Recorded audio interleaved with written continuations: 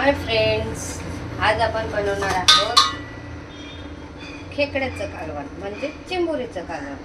अत्यंत सोप्या पद्धतीने कमी साहित्यामध्ये. बघा, साहित्य खूपच कमी आहे.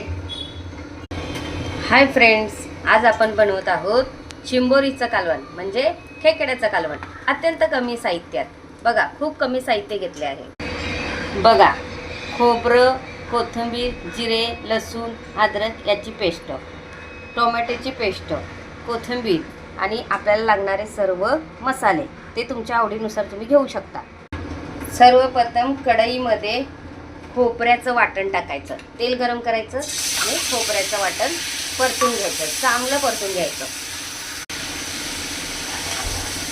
चांगलं तेल सुटेपर्यंत हे वाटण चांगलं परतून घ्यायचं.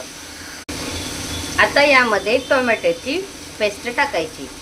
तुम्हाला हवे तेवढे टोमॅटो घेऊ शकतात. मी इथे 2 टोमॅटो घेतलेत.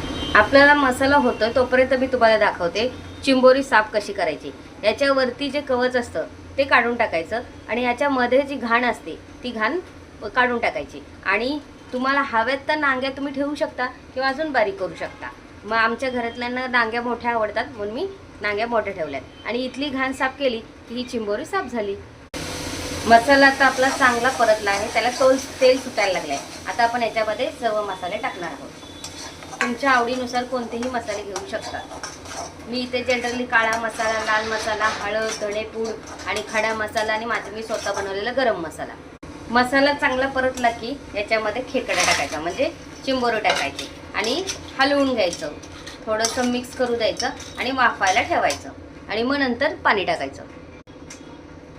असं वाफायला ठेवल्यानंतर काही वेळाने उघडून बघायचं. असं पूर्ण शिजलं असेल तर तुम्ही याच्यामध्ये पाणी टाकू शकता.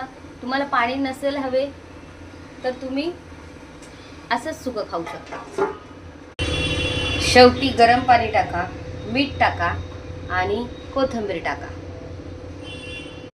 अर्धा ते 1 तास उकळी द्या आणि त्यानंतर तयार झाली आपली चिंबोरीचं कालवण म्हणजेच खेकड्याचं कालवण. धन्यवाद.